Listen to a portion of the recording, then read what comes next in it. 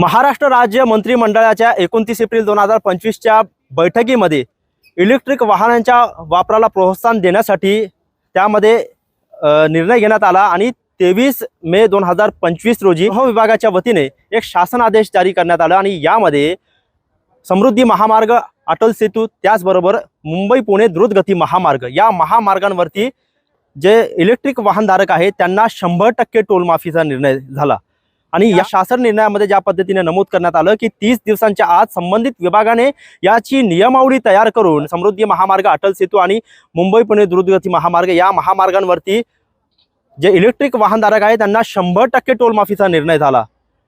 30 दिवसाच्या आत नियमावली जारी करावी असं देखील आदेश देण्यात आलं, परंतु अद्याप देखील 1 महिन्याचा कालावधी उलटलेला आहे, अद्याप देखील कोणताही निर्णय झालेला नाही आणि प्रत्यक्षात या समृद्धी महामार्गावरती इलेक्ट्रिक वाहनधारकांना कोणत्याही प्रकारची पथकरमध्ये सूट देण्यात आलेली नाही। त्यामुळे वाहन चालकांमध्ये जे इलेक्ट्रिक वाहनधारक आहेत त्यांच्यामध्ये मोठ्या प्रमाणात नाराजीचा सूर पाहायला मिळतोय। आता आपण सध्या समृद्धी महामार्गावरती शिर्डी इंटरचेंजवर या ठिकाणी उभे आहोत आणि या ठिकाणी जे इलेक्ट्रिक वाहन चालक आहे आपण त्यांच्याशी चर्चा करणार आहोत। या ठिकाणी ते शिर्डीच्या इंटरचेंजवर पोहोचलेले आहे, परंतु इथं आल्यानंतर त्यांना काय अनुभव आला आपण त्यांच्याकडनं जाणून घेणार आहोत।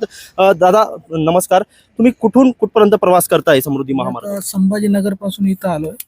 अच्छा, आणि इथं बघा 400 रुपये लागलेत। 400।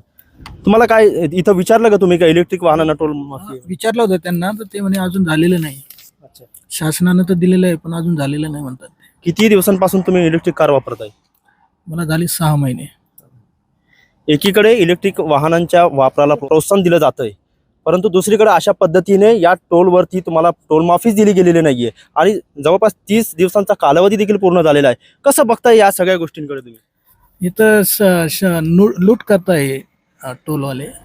शासनानं तर दिलेलं आहे पण हे टोलवाले लूट करताय। हे बघा तुम्हाला पावती दाखवतो मी। किती रुपये तुमच्याकडनं वसूल केले गेले आता? 400 रुपये। आणि त्यांनी काय सांगितलं तुम्हाला? अजून झालेले नाही म्हणते। अजून झालेले नाही। एकंदरीत आपण जर बघितलं तर ज्या वेळेस 23 मेला हा शासन आदेश जारी झाला त्यानंतर बातम्या फ्लॅश झाल्या आणि त्यानंतर अनेक वाहन चालकांना असं वाटलं की आता समृद्धी महामार्गावरती आपल्याला टोल माफी मिळणार आहे। त्यामुळे या ठिकाणी आल्यानंतर आता आपण सध्या समृद्धी महामार्गाच्या शिर्डी इंटरचेंजच्या टोल नाक्यावरती आहोत आणि या ठिकाणी गेल्या महिनाभरामध्ये अनेक इलेक्ट्रिक वाहन चालक आणि टोल प्रशासनाचे जे कर्मचारी आहेत त्यांच्यामध्ये हुज्जत देखील झाल्याचे अनेक उदाहरणे आपल्या समोर आहे।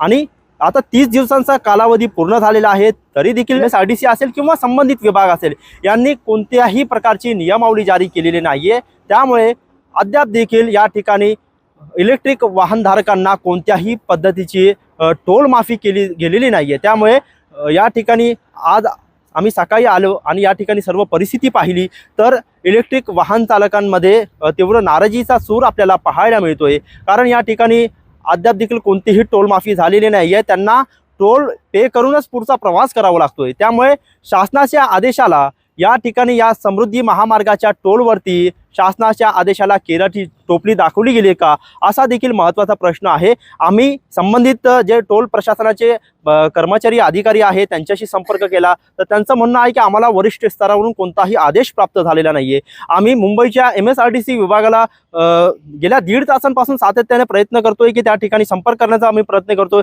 परंतु अधिकाऱ्यांकडून कोणताही रिस्पॉन्स मिळत नाहीये। त्याचबरोबर जे MSRTCचे संचालक आहे अनिल कुमार गायकवाड यांना देखील आम्ही भ्रमणध्वनीवरून संपर्क साधण्याचा प्रयत्न केला, त्यांच्याकडून देखील कोणताही प्रतिसाद मिळालेला नाहीये। त्यामुळे अधिकृतरित्या माहिती कुणाकडून मिळेल हा देखील महत्त्वाचा प्रश्न आहे।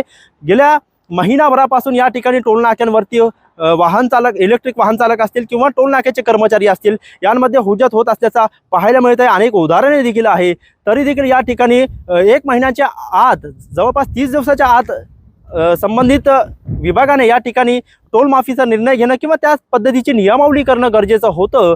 मात्र आता 1 महिन्यांचा कालावधी उलटलेला आहे तरी देखील या ठिकाणी कोणतीही नियमावली झालेली नाहीये आणि प्रत्यक्षरित्या या ठिकाणी जे इलेक्ट्रिक वाहनधारक आहे त्यांना कोणत्याही पद्धतीची सूट दिली जात नाही। त्यामुळे शासनाचा हा आदेश जे आहे फक्त कागदावरच आहे का असा प्रश्न देखील अनेकांना पडलेला आहे।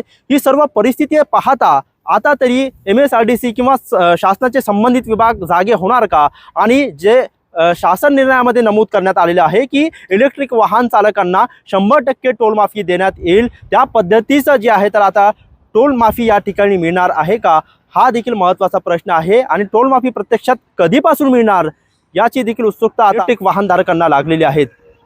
कॅमेरा पर्सन जावेदसह मोबिन खान, महाराष्ट्र टाइम्स ऑनलाईन, शिर्डी, अहिल्यानगर.